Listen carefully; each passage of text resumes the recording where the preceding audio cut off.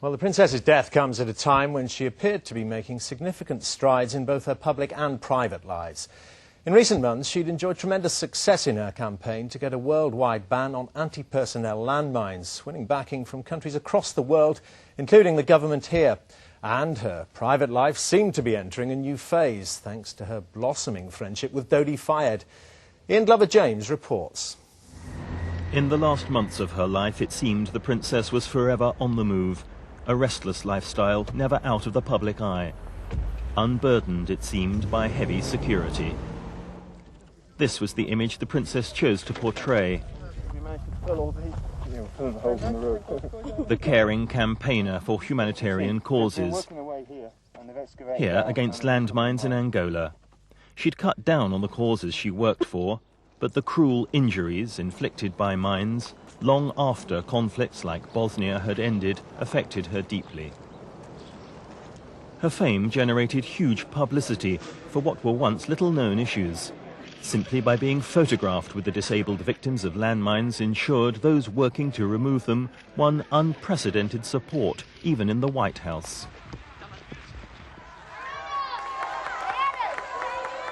By now, her fame as an ambassador for good causes was truly international, and she was seen with some of the world's most celebrated figures. She seemed at ease in a role she developed for herself and was greeted enthusiastically wherever she went. She was named Humanitarian of the Year in America and mixed with that nation's most powerful and influential figures. Here with Colin Powell, the former chairman of the Joint Chiefs of Staff, and Henry Kissinger, the former Secretary of State. The princess's sincerity in this role impressed America. They seem to possess a never-ending supply of compassion for their child. It wasn't always so high-powered. She twice flew to Pakistan to support Imran Khan's cancer hospital. And it was here that a photograph of a caring Diana, cradling a sick child, was to spark her last and controversial press interview. That photograph inspired the French daily Le Monde. Her interview started a political controversy on landmines, and this being just after she celebrated her 36th birthday party in London, she said press intrusion in her private life was so bad... Well, cutting out of that report to go to Paris now live, and there is the scene. That, I believe, there is the car containing the Prince of Wales. I think in front of him is the van containing it's the hearse, isn't it, containing the remains of the Princess of Wales. I'm afraid to say that almost certainly was. I can't imagine it would be any other vehicle. Just glimpsed as they left the Pitie Salpetriere Hospital there. So Charles has been there, what, about half an hour in all. We saw him arriving there. He went inside, met some of the hospital staff who tried so valiantly to save the princess's life. To no effect. There are the crowds who've been gathering there since the early morning. Shocked Parisian crowds. Apparently the same thing as in London, masses and masses of flowers laid, hundreds of people out on the street disbelieving. As exactly the same as in this country, and indeed from what we gather from all across the world, the same feeling of grief, of shock, disbelief, all those words. As we say, these are the scenes outside the hospital in Paris where the princess was taken in the early hours of this morning. Now the prince came down from Aberdeen, landed at a small airport, a military airport just outside Paris. He's heading back there now. Where does he go after that? He goes to RAF Northolt with the body of Diana and with the two sisters of Diana. And they arrive at Northolt, which is just northwest of London. RAF Northolt, which is the airport mostly used by aircraft of the Queen's flight, has special facilities for dealing with royal planes. And there they will be met by the Prime Minister. Not quite clear what happens after that, except we do know that the body of the princess will go to what has been described, I think, as a private mortuary, and nobody's quite certain where that is. And then we await further developments and announcements after that. OK, Nick, thanks very much indeed. Let's cross now to Buckingham Palace. Our reporter, Harry Smith, is keeping an eye on things there. Harry, are the crowds there keeping up to date with events? Well, I don't know if you can see them behind me, Dermot, but there's been a large crowd here all day since before dawn. The crowd, as you can see, is just as thick as it was earlier. There's an area you probably can't make out, but just in front of the main gates there. The police have created a special area where anyone who wants to can bring flowers and lay them. And throughout the day there have been hundreds of people bringing sometimes just a single rose that they've bought from a flower stall, other people arriving with large bouquets. All of them, the police have allowed them through, the large crowd. They've created a special corridor with barriers to keep most of the crowd back. Those who want to can come through there. They paused for a moment, lay their flowers, we've had a few tears, and then they can file away. Harry, I was talking earlier to Helen Wright, not far away from you, outside Kensington Palace, and she described how the crowd, how people in the crowd were helping each other, were supporting each other, were talking to each other. Similar things going on there? A great deal of talking to each other, yes, because one of the reasons people are coming here is because it's a focal point for the royal family. Harry, sorry to interrupt you there. We're crossing over to Paris. There we have the very, very sad scene of the coffin containing the remains of the Princess of Wales being removed from the Pitie Salpetriere Hospital. That is a few moments ago. We have, of course, seen Prince Charles and the hearse leaving.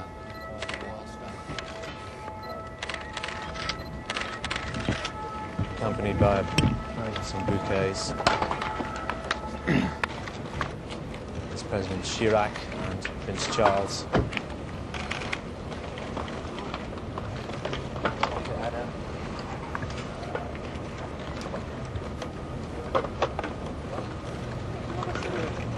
Sisters of the princess behind there, looking obviously very distraught. The prince, British ambassador just there behind the prince. Man who had to announce the death of the princess to the world earlier this morning. Harrowing time for them all. Just to the right there, those are the two sisters of Princess Diana. Yes. So this is the scene a few moments ago. As Prince Charles started that journey back to London. Bring me back here afterwards and then take me home.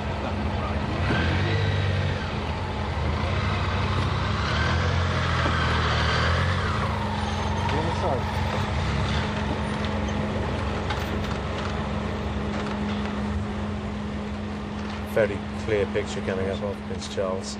In the British Embassy Jaguar, based in Paris, of course. There he is on what his thoughts are now. Possible to imagine. Moment. Very poignant image.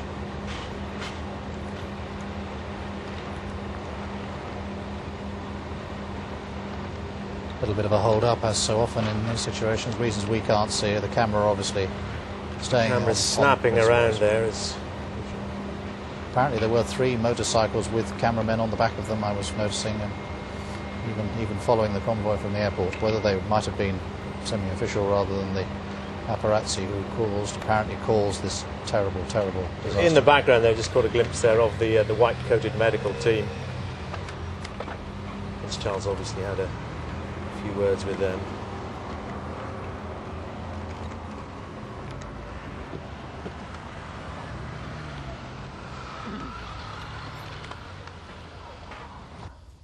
And so away to the airport. Military airport, yes. Northolt. Now this is live picture we are receiving, I believe, just a few moments ago, after they left the hospital. This is making their journey through central Paris. There is the hearse containing the remains of the Princess of Wales. You can see the flag in the back. As we said, the royal standard.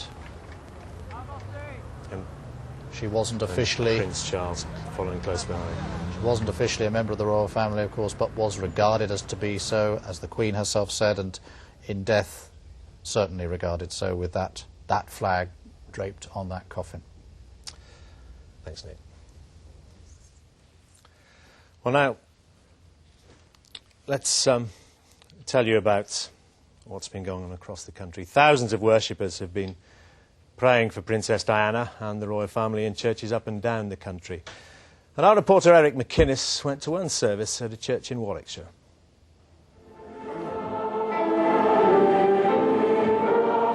At this church in Warwickshire, as in so many across the land, people have come together to share their pain.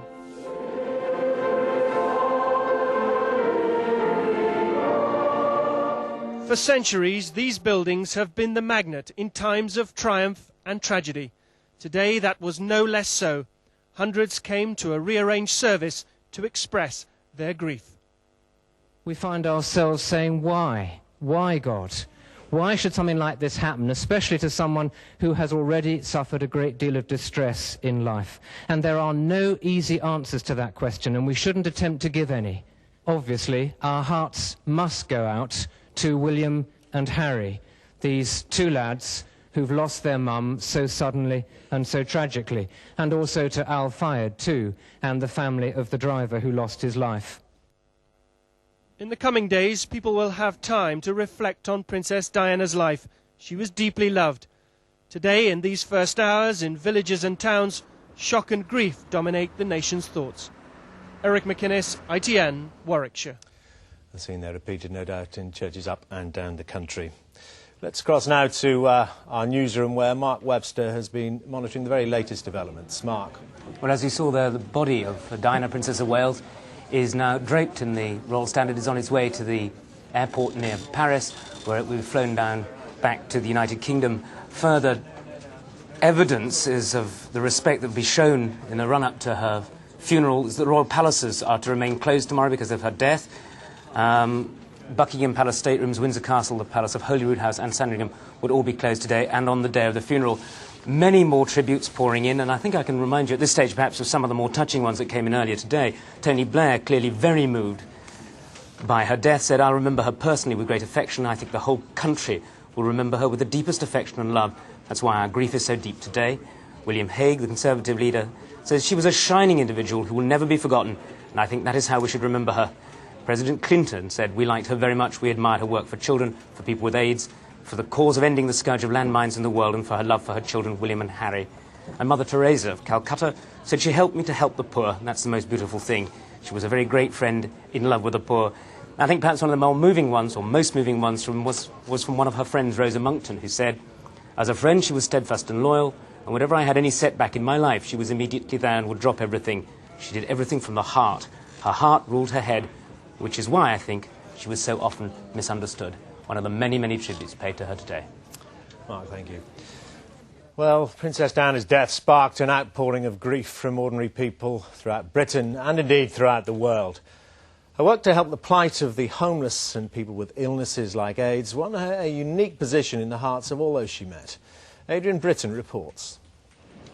For someone who had always been a princess of the people, it should have surprised no one that she saw herself as the Queen of Hearts. Speak to the homeless, whom she constantly met and helped, and they will tell you of a princess who was not simply a figurehead for charities, but of a person who genuinely cared. Visit the hospitals where she met the sick and young, and they will describe a royal who was at ease, communicating at all levels. She didn't hold back at all. If there was someone who was particularly sick, who was keeping in the background, she would know that she would somehow sense that they were there, and she would make her way to them, and she would talk to them and to their parents. And she gave enormous warmth, and she gave these people something that would stay with them all their lives. People like Jason, who's been homeless in a hostel for 2 years. He met the princess twice. A friendly person who was really nice to other people and towards other people. She was so easy to get on with, and she was like God's gift. While many of her visits to the homeless were in front of the cameras, frequently she insisted on no media coverage, such as at the Centrepoint charity, where many of her visits were in private. Here, they are mourning the loss of a patron who showed a special warmth. She was able to remember individuals that she'd met on past occasions, and she was able to have a laugh and a joke in the full glare of a public visit, and in quiet private moments with young people. And I think that's something which she didn't have to do, and young people remember her for doing it. That degree of care shown so clearly with AIDS patients, particularly during the near hysteria at the outbreak of the disease. She shook the hands of patients. She said they should be hugged. In every sense, she was a people's princess. Adrian Britton, ITN. Let's go back now to Buckingham Palace and our reporter, Harry Smith. Harry, we interrupted you a few minutes ago to go over to Paris to see the sad scenes there. We were talking about the way the crowd at Buckingham Palace have been supporting each other, talking to each other, giving each other comfort? Well, I think this is true to an extent because a great many people have come here looking for information. This, as you might expect on such a pleasant Sunday afternoon, is always a place where tourists come. It's the focal point for the royal family as far as tourists are concerned. So there have been people wandering around who've simply come to see Buckingham Palace and weren't, when they arrived, terribly sure what had happened. They've been looking for news. Policemen and policewomen have been giving them that news. But there are people, a lot of them, who've been making a deliberate pilgrimage here today to lay flowers, to pay their tributes to the Princess of Wales. We've seen a lot of tears, we've seen a lot of sadness. I have to say there's also a sense of anger among some people that's been directed towards press photographers and on some occasions towards camera crews, because in some sense people do see that the press, if not to blame, then may have had a part to play in the death of the Princess of Wales. Harry Smith, thank you very much indeed.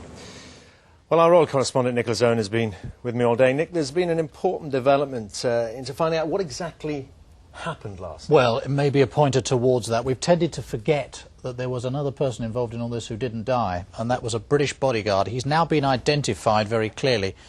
And first of all, let me tell you that a doctor who treated him said the injuries suffered by Princess Diana's bodyguard in the crash, which killed her, are not life-threatening. Now, that doctor identifies the bodyguard as somebody called Trevor Rhys-Jones. This is a doctor quoted here, Dr. Pierre Cotillard. He says that Rhys-Jones suffered moderate head and lung injuries, but these were not life-threatening. Now, this was the accident, remember, which killed, of course, the Princess, Dodi Fayed, and the chauffeur who worked for the Ritz. So it was a terrible accident, but one man survived. That man's evidence and testimony is clearly going to be of vital importance when it comes to discovering exactly what did happen in that tunnel in the early hours of this morning. Have we any idea if he was from the Royal Protection Squad or if he had been supplied by the Al Fayed family? I don't know.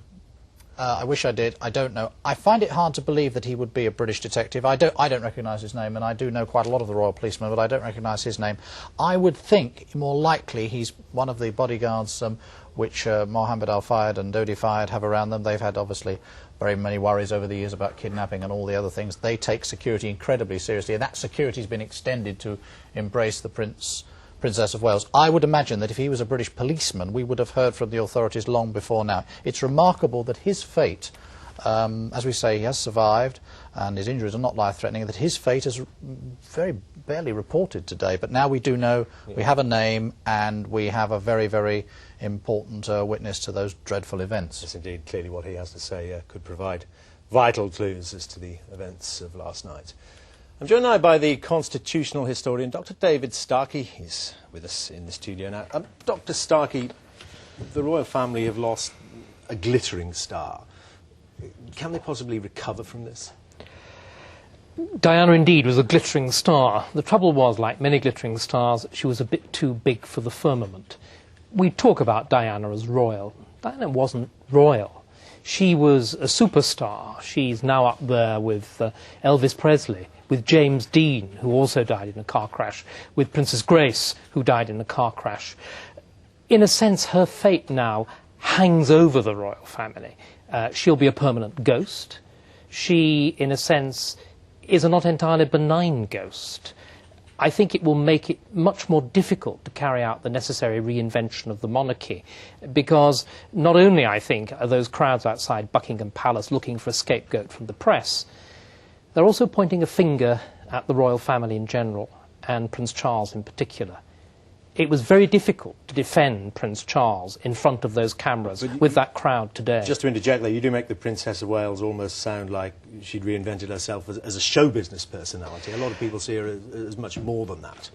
But the showbiz was an essential part of it. But equally, you know, there's a pilgrimage to Elvis's shrine. Diana, of course, was able to reinforce the glamour, the glitz, and the last few months have shown just how much glamour and glitz, everything that Harrods could throw. But there was, to be fair, there was so much more than glamour and glitz. If you'll wait for a moment. She, this morning, was actually described by a hard-bitten royal correspondent as having become a saint. There's more than glamour and glitz. Of course there is. But now the myth begins to roll. There's early death when you're young. You become eternal. You become, I'm going to use another word, I think she's become a martyr. And she'll be seen as somehow having been martyred, partly by the press, partly, dare one say it, by a royal family that never understood her, and which she never understood. She did have this ability, though, didn't she, to slip between these worlds, to slip from the show business world to going amongst the victims of landmine accidents in Angola, almost without a blink of the eye. She could adapt to any situation. She could, but equally she challenged. She was puzzling. She was difficult. She was ambiguous. Again, I think we're perhaps obviously moved by her death, tending to see only the good, as you're always supposed to do with the death, and eliminate the bad. Diana was dangerous. She was a loose cannon. People were frightened of her. She, more than defined by some elements within royal circles. As defined by many people, many elements within the Conservative Party. Diana, individually, is actually responsible for the shattering of the image of the family monarchy. She deliberately chose to go public with Andrew Morton's book. And again, her relationship with the press was so ambiguous. Obviously, this is the woman, half of the time, who literally fled, died fleeing from the press. The other half of the time, she embraced it, she loved it, she called paparazzi by their first names, you know. Well, clearly she did have this ambiguous relationship with the press, as we've been discussing throughout the day. But she did, of course, harness it for some good.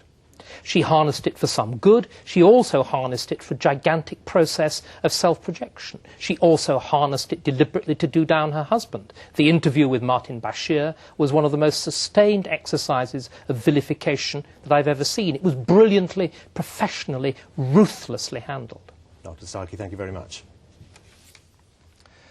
Well, let's go live to Paris now, and our reporter there is Robert Hall. Robert, Prince Charles just left a few moments ago. What's the mood there now? Well, Dermot, the crowds are beginning to drift away. There have been several hundred people here throughout the day awaiting the arrival of Prince Charles and the departure of that coffin in the hearse, that very sad little convoy on its way back to the military airfield. They're drifting away. The drama for Paris, of course, isn't over. There's still the question mark over whether or not there'll be any prosecutions, and we're expecting, or we're hoping anyway, that the police may issue some sort of statement on that later tonight. They're still, remember, holding, we believe, 4 photographers who may or may not have been involved in the incident last night. We will wait to see whether any charges are to be preferred. I have got 1 or 2 more details about what actually happened when Prince Charles was here. We're told that both he and President Chirac viewed the princess's body privately. The coffin was then sealed and moved downstairs, while again the President and the Prince went to speak to hospital staff. It's been stressed that the Prince had expressed a very keen desire to talk to them, to thank them, to hear their account of those harrowing hours this morning before he left to return to Britain. Robert, we've been getting the intriguing news here of the survival of one of the passengers in that car, a bodyguard, almost certainly an Al-Fayed supplied bodyguard. Is there any news there on his condition, or indeed where he is? Not as yet, no, but we are hearing, as I gathered that you are, that the bodyguard may indeed have been British. We thought that he was another locally hired member of staff, one of the Ritz staff. It appears the bodyguard was British. That doesn't necessarily mean that he wasn't part of the Ritz staff, although Mr. Al-Fayed does have a significant staff of his own. I should add, incidentally, while we've been talking about this very sad day, the departure of the princess's body, that of course there have been other victims in this crash, notably that of Dodi Al-Fayed. Now, we believe that his father hopes to take him back to the UK, his body back to the UK tonight, another very sad journey. Robert Hall in Paris, thank you very much. Well, just to give you some sense of the global scale of this story, Princess Diana's death is dominating the news in Russia too. She became well known there during visits to promote her charity work, especially amongst the country's children. British expatriates there have also been expressing their shock and sadness. From Moscow, Howell Jones reports. Fresh flowers for the princess at the British Embassy in Moscow, more arriving every hour as the news spreads.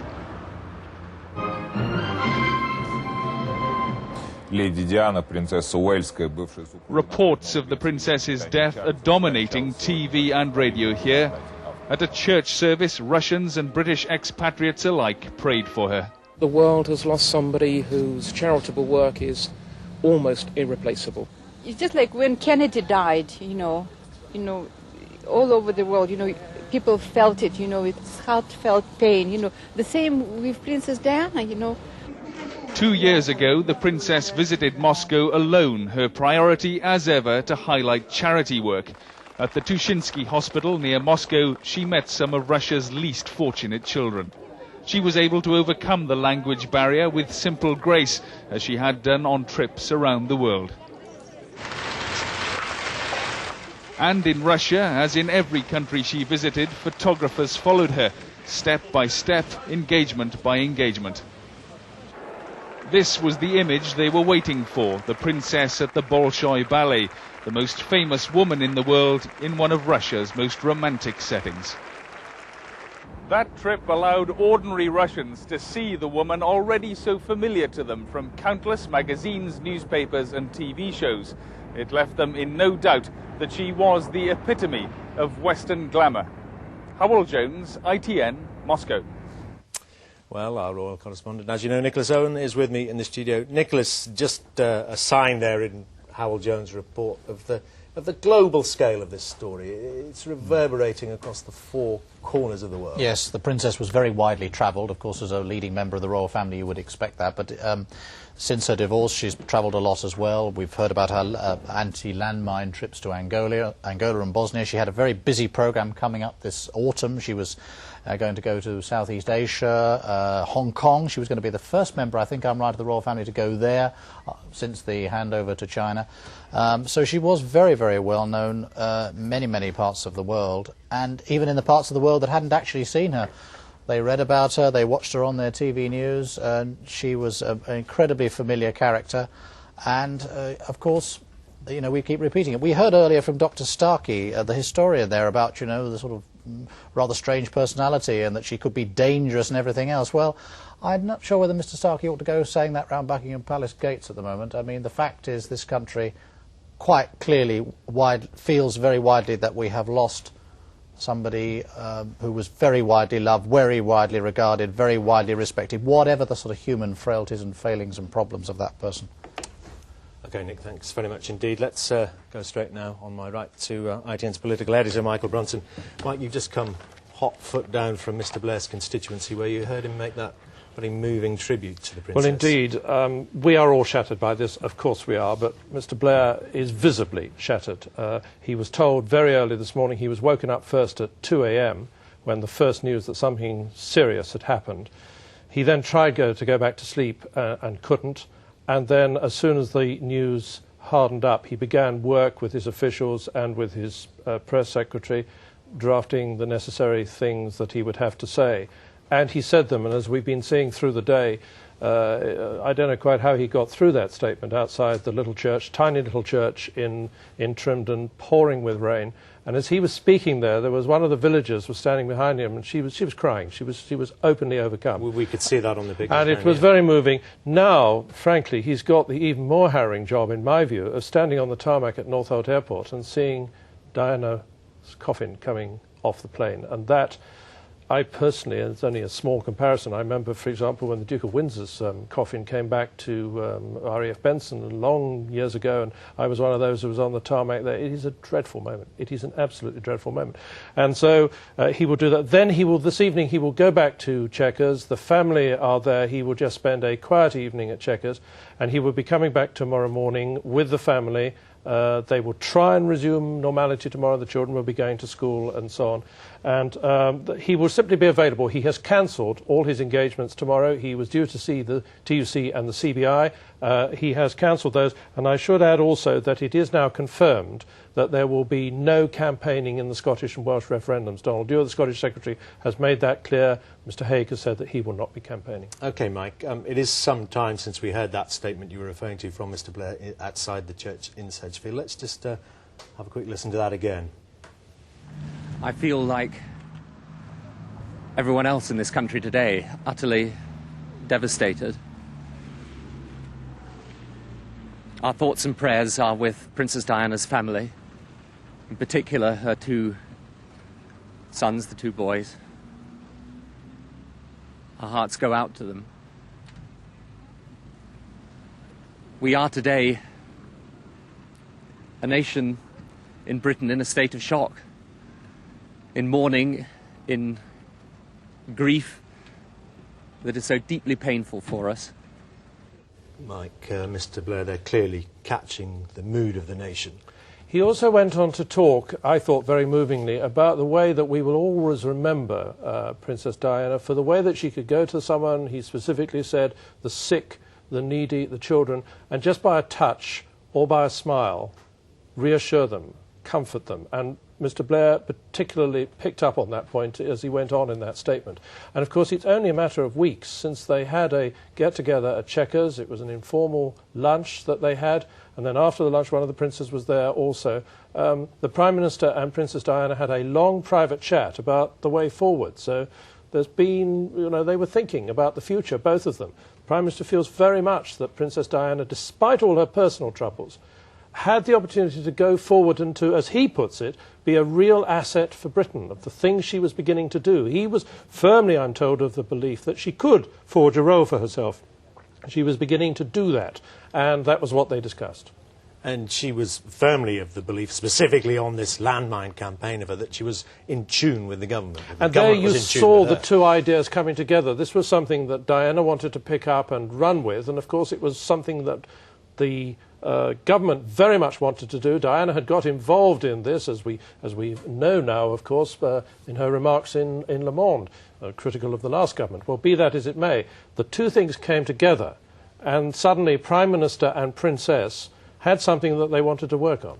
Now, Mike, what about this whole issue of privacy that's arising? Some pretty ill-formed ideas being floated around about do we need privacy laws, don't we? The French, of course, do have privacy. Yes, well, of course, that is the irony in a sense, but of course the French privacy laws are on publication, and the problem is you can have all kinds of laws about what you may or may not publish, but how do you stop men on motorbikes chasing public figures? Now, it is because of that. You said the ill-formed ideas. We've been round the track with thoughts about legislation before. At the moment, we have a tough voluntary code in this country, and I think it's fair to say that things have calmed down a bit, because I think, it was getting out of control in this country. But specifically, to answer your point, the government's view very firmly is that this is not the time to rush ahead into any knee-jerk panic reaction. And Chris Smith, the Culture, Media and Sports Secretary, has made it very clear that he's not, as it were, going to suddenly tomorrow start issuing edicts or ideas about what's going to happen. Of course, everyone will think about it. The press itself has got to have enormous debate, got to have a lot of thought about this. The government will think about it. But for the moment, I think all our thoughts are going to be on the next few days and the coming funeral and so on.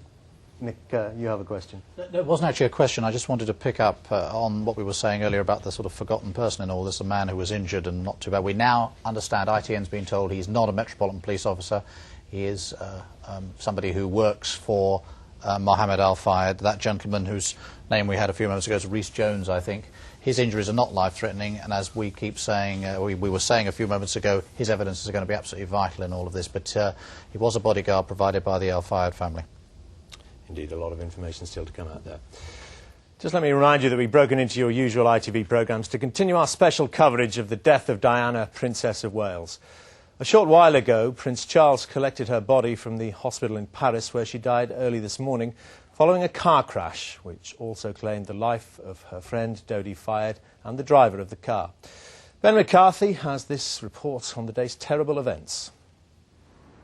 Having travelled from Balmoral, Prince Charles was met by the French President Jacques Chirac at the hospital where Diana died. Charles was also accompanied by the Princess of Wales' two sisters.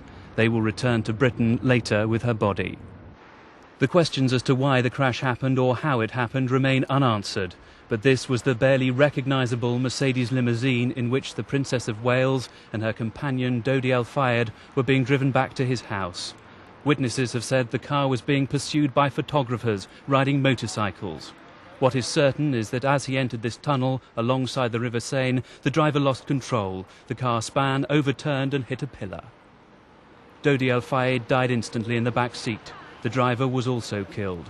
The princess, who'd been sitting alongside Dodi, suffered terrible chest injuries. At first, ambulance crews managed to keep her alive, but her heart had stopped beating by the time she was admitted to hospital. For 2 hours, surgeons battled to restart her heart, but at 4 a.m. Paris time, they admitted defeat. Britain's ambassador had been at her bedside. The death of the Princess of Wales fills us all with deep shock and with deep grief. and our thoughts and our prayers are with her family and her friends. Near the scene of the accident, French police examined motorcycles allegedly used by photographers to chase the princess's car. The men who'd been riding them are still being held for questioning. The princess and Dodi Fayed had dined at the Ritz Hotel, owned by the Al Fayed family. This was the route their driver took to escape the photographer's attention. As the road enters the tunnel, there's a sharp bend and a dip. This is where he lost control. The car was just travelling at such speed, and it was almost as if it was in too high a gear. It really, really was tearing away. I don't know, maybe it was doing at least 80, maybe 100 miles an hour.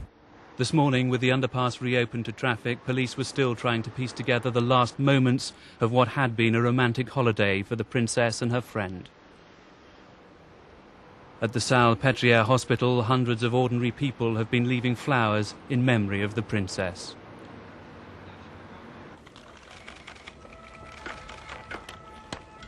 And in the past few minutes, the body of the Princess of Wales has been carried from the hospital, draped in the royal standard.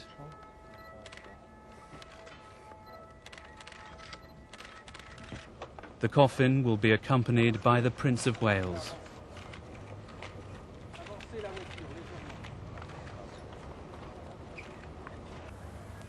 It's now being driven to an airfield just south of Paris and flown back to Britain, where arrangements are being made for her funeral.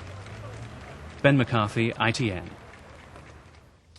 Right, well, Mark Webster has been keeping abreast of the latest developments in our newsroom. Let's go to him now, Mark. Yes, indeed, this has truly been the day when the world mourned Diana, Princess of Wales. I have some of the latest things in here talking about her charitable work and about her personality. Something from Help the Aged, a charity that she's worked with as patron for 10 years. Diana, said the Help the Aged director Michael Lake, brought happiness and encouragement to many disadvantaged older people in the UK and abroad. She gave physical comfort and encouragement to the lives of thousands of older people whom she met during her work for us. Her death will be mourned by old and young alike. He went on, during her patronage, our voluntary income quadrupled. Her personal magnetism, which was irresistible, crossed the barriers of age, race and creed and helped expand our work at home and across the world. And speaking of the world, King Hussein of Jordan has been the latest to send a telegram to the British royal family. The King voiced his deep shock and sorrow at the news of the untimely and tragic death of Princess Diana. He said, "Our hearts go out to you and to Prince William and Prince Harry. We pray to God that he gives you all the strength to accept his will." As I say, one of so many tributes to Diana, Princess of Wales, today. Mark, thank you very much indeed. Over now to Nicholas Owen, our royal correspondent. Nick, just looking back at the princess's all-too-short life, she made a remarkable journey, didn't she, from being that 19-year-old shy-die, as she was then called, shy-die, to this indeed, confident, outgoing woman that bestrode the world stage. Yes, there was a lovely moment. Do you remember? I don't know, I hope people saw earlier in Carol Barnes's extended report about her life, when she was first approached by Carol as a young reporter then, and Carol was talking to her, and Lady Diana Spencer didn't want to speak to her. She was being very good, and then she suddenly said, "Oh, be careful." She was worried that the photographer was going to trip over a lamppost. That was the sort of thing. You know, and had been reminded here, some information coming up about the first time she attended a Buckingham Palace garden party. They're pretty daunting events, I can tell you, just to go there, let alone to be sort of responsible for hosting them in any way. She was just celebrating her 20th birthday, very, very shy, and this makes the point that there was also a downpour. That's another feature of royal garden parties most of the time. How would she cope? What did she do? The young Diana, already well behind the others, as she insisted on speaking to virtually everyone in a wheelchair, lingering on her self-set task, soaked by the rain. You know, no pomposity about that. And this sort of set the tone. She was jolly shy. She found the whole thing jolly daunting. But she realised that other people actually found her shy too. Because after all, when any member of the royal family goes into a meeting with anybody, it doesn't matter who they are, everybody freezes and goes rigid and can't think what to say, and all the things you wanted to say you couldn't remember and everything else. So it takes a lot of skill to break the ice. Sure, the Queen Mother has been doing it for 97 years. She's pretty good at it. But there was a girl of 20, learnt jolly quickly how to get over that by being just human, more or less by being herself. Over the years she had to get a hard shell to cope with the exigencies of royal life, the hard, difficult things of royal life, and then, some might say, and even a second shell when the marriage started to fall apart. But I think that's the sort of, you know, that's the human side of Diana. I never met anybody who said they had a bad brush with Diana in public. Behind the scenes, with her staff, yeah, there were rows, there was a bit of fury here and there. You know, I think there's an awful lot of people in an awful lot of walks of life who fall out with their staff, and people get sacked and people resign and march out. You know, you don't have to be the Princess of Wales to have that happen to you. But as far as the public was concerned, everybody she met, everybody she came into contact with the exception of the paparazzi, found her fantastically charming. And, you know, how did she get like that? That I can't tell. You know, we had somebody from one of the charities earlier saying, not sure, was it in the genes? I don't know where it came from, but she was peerless at the duty that was set out for her. As we're looking at that development that the princess went through during her life as a royal, one thing that stood out, I thought, was the way she changed in terms of her public persona. Been much more confident. We are to tell, yes, this is a few moments ago, Prince Charles arriving at the small military airport outside Paris, where he landed after his flight from Aberdeen. That was there's the French police outriders. They're in an official car, not the Jaguar containing the Prince of Wales. Don't know who that gentleman was. Man on a phone. Police car. Presumably. There's the Prince's car. The Prince clearly visible there in the back. More photographs. The ever-present photographers. And we looking there, we saw the hearse earlier, didn't we? Don't see it there. I think the hearse was... Oh, there it is. There is the hearse containing the coffin containing the Princess of Wales' body.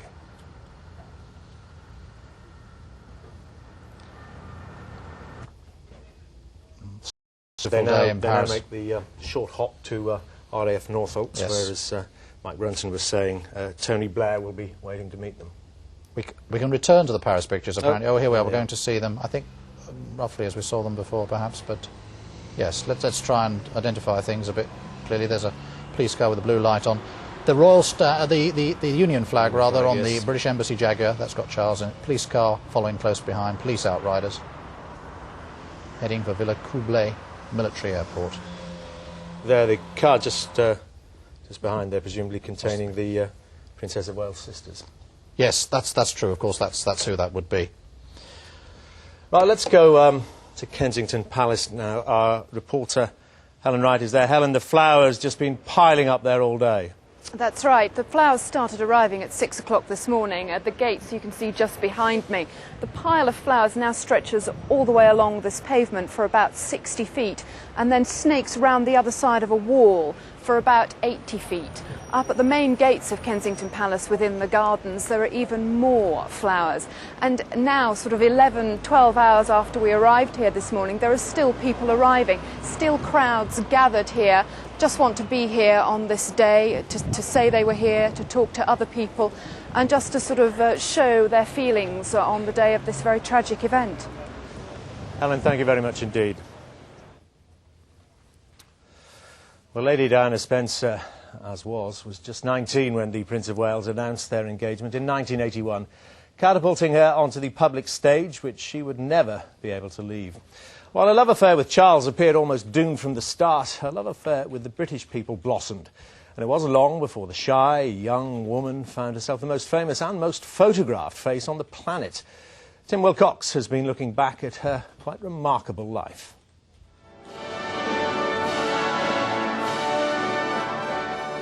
She looked like a princess from a fairy tale. Radiantly happy and accompanied by her father, the 8th Earl Spencer, Diana bewitched not only the nation but the world at her marriage to Prince Charles on July the 29th, 1981. It was the start of a golden age for the British royal family.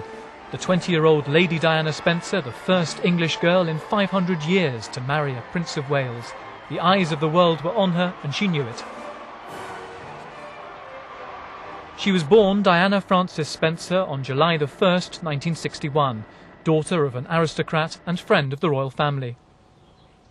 Before she was linked with Prince Charles, she was just an anonymous face in London's Bedsitter-land, a shy English rose from an illustrious family, but a family traumatised by the divorce of her parents. The publication of this picture, which embarrassed her, was her first real brush with photographers, the start of a love-hate relationship with the camera that endured all her life. In February 1981, the waiting was over and Buckingham Palace announced the couple's engagement. She was asked how she would cope with the enormous transition to royal life and the prospect of one day becoming queen. It is, but I've had a small run out to it all in the last 6 months. And next to Prince Charles, I know I can't go wrong. He's there with me. Gibraltar was the starting point for the honeymoon, a brief public appearance followed by a 2-week cruise on board Britannia along the Mediterranean. Relaxed, refreshed and ready for the future, they returned to Balmoral, the world's media eagerly awaiting them. Have you cooked a breakfast yet? Diana's youthful naturalness made her a hit with all ages wherever she went. The marriage, at least publicly, seemed a perfect match, and within a year Prince William was born, in June 1982. But the pressures of such a high-profile royal life were beginning to show. Diana was said to be suffering from postnatal depression here on this royal tour to Australia. There were rumours, too, that she was suffering from the slimmer's disease, anorexia nervosa, rumours that were dismissed by the palace. The royal roadshow continued, however, with Diana, now confident and fashion-conscious, taking the world by storm.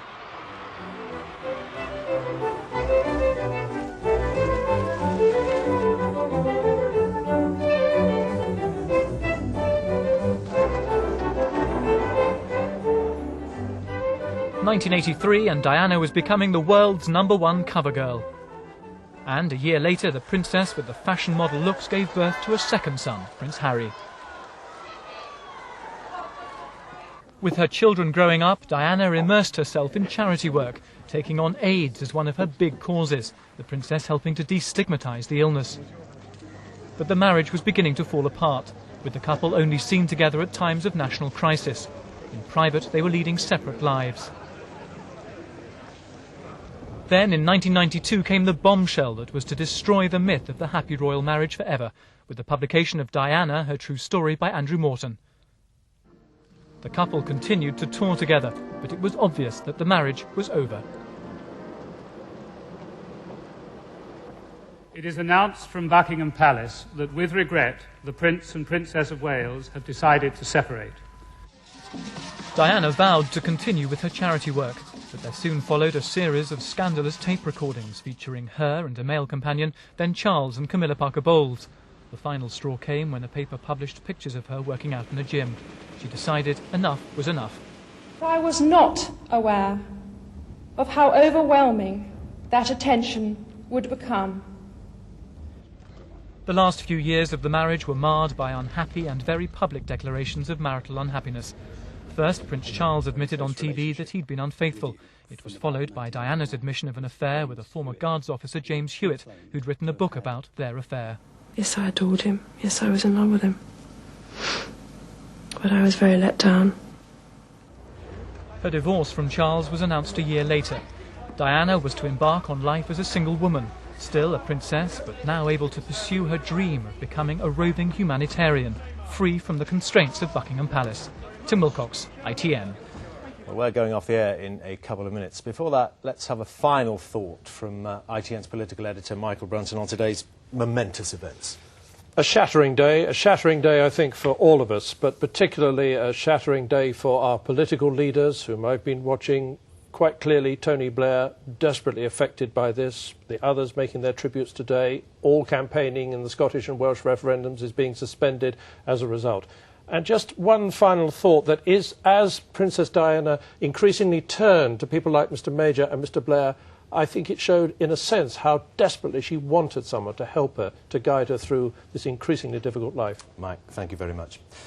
Well, in 20 minutes after programmes from your ITV region, we'll be back with a full roundup of the day's news. Then from 6:30 to 7:30, instead of the scheduled programme on ITV, Nicholas Owen and I will be here to report on the return to Britain of the body of the Princess of Wales. But before that, we end this part of our coverage with some of the most memorable images of the Princess.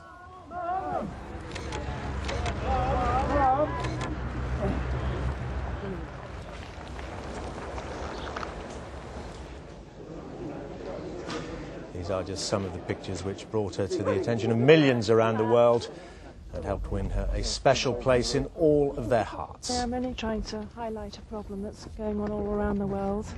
That's all.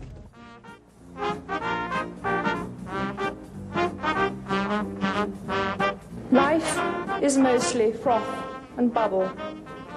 Two things stand like stone: kindness in another's trouble, courage in your own.